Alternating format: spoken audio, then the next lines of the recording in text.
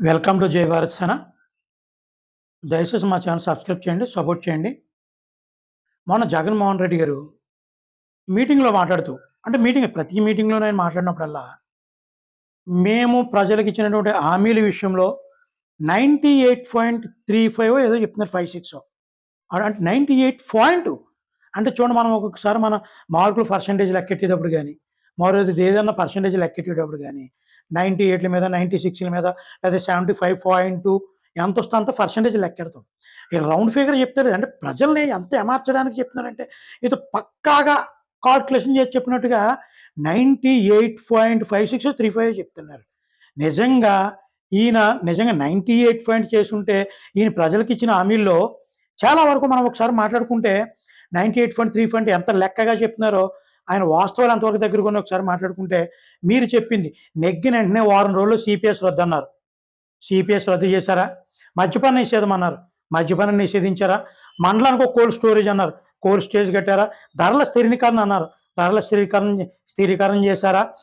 ఢిల్లీని తలదన్నలేదన్నారు. కనీసం గల్లీని తలదన్నే రాజధాని కనీసం గల్లీలో గోడ కూడా కట్టలేకపోయారు మీరు ఈ రోజుని. జనవరి 1కి జాబ్ క్యాలెండర్ అన్నారు. జాబ్ క్యాలెండర్ లేదు. ప్రతి నిరుద్యోగులకు ఉద్యోగాలు కల్పించే పరిశ్రమలు తీసుకొస్తున్నారు. ఒక్క పరిశ్రమను కూడా తీసుకురాలేదు ఈ రోజున చూసుకుంటే. అంతేకాకుండా 45 సంవత్సరాలు నిండినటువంటి ఎస్సీ, ఎస్టీ, బీసీ మహిళలకు పెన్షన్లు ఇస్తానన్నారు. 3000 వరకు పెంచుకుంటూ పోతామనే ఒక ఫ్రాడ్, ఒక ఫేకు పెంచుకుంటూ పోతామని ఒక మాటను ఉపయోగించుకొని 3000ని చాలామంది మహిళలు, వృద్ధులు గాని 3000నే చూసారు తప్ప పెంచుకుంటూ పోతామన్నమాట. అంటే ఇది ఒక వెనకాల అంటే మీరు చెప్పే మాటలకి, మీరు మీరు చేసే పనికి పర్థం లేకుండా ఉంటాయన్నమాట. ఈ విధంగా చెప్పుకుంటూ పోతే కేంద్రం మెడలు వంచి ప్రత్యేక హోదా తీసుకొస్తానన్నారు. కేరళ మెడలు వంచడం కాదు. మోడీ గారు కనపడినప్పుడు, అమిత్ షా గారు కనపడినప్పుడు మీ మెడలు ఉంచేస్తున్నారు. కిందకి ఎక్కడ పెట్టేసుకుంటున్నారు తీసుకెళ్ళి మీ మెడలో. అదోటి 4000 కోట్లతో ప్రకృతి వైపరీత్యాల ఫండ్ పెట్టారా? ఇంకా చూసుకుంటూ వస్తే మండలానికి ఒక కోస్ట్ పంటలు వేసే ముందు గిట్టుబాటు ధరను ప్రకటిస్తానన్నారు. ప్రకటించారా? జర్నలిస్టులకు ఇళ్ల స్థలాలన్నారు. చేశారా? బోయిల్ని ఎస్టీలో కలిపేస్తానన్నారు. చేశారా? ఈ విధంగా మీరు చెప్పుకుంటూ మీరు ప్రకటించిన పథకాలు కానీ, మీరు ప్రకటించిన విధానాలను కానీ చెప్పుకుంటూ పోతే ఈరోజు శాతభారతం అంత ఉంది.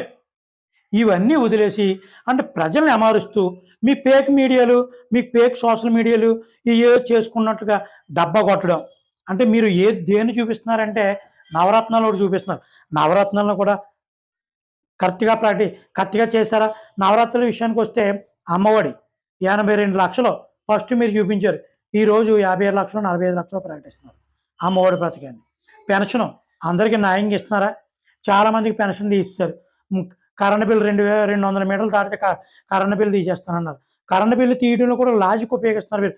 సరైన సమయానికి కరెంట్ బిల్లు తీయకుండా టైం దాటిపోయిన తర్వాత తీయడం వల్ల మీటర్ రేటింగ్ పెరిగిపోయి అండ్ యూనిట్లు 50 యూనిట్స్ దాటితే ఒక రేటు, 100 యూనిట్లు దాటితే ఒక రేటు, 200 యూనిట్లు దాటితే ఒక రేటు. ఈ విధంగా లాజిక్లు ఉపయోగిస్తూ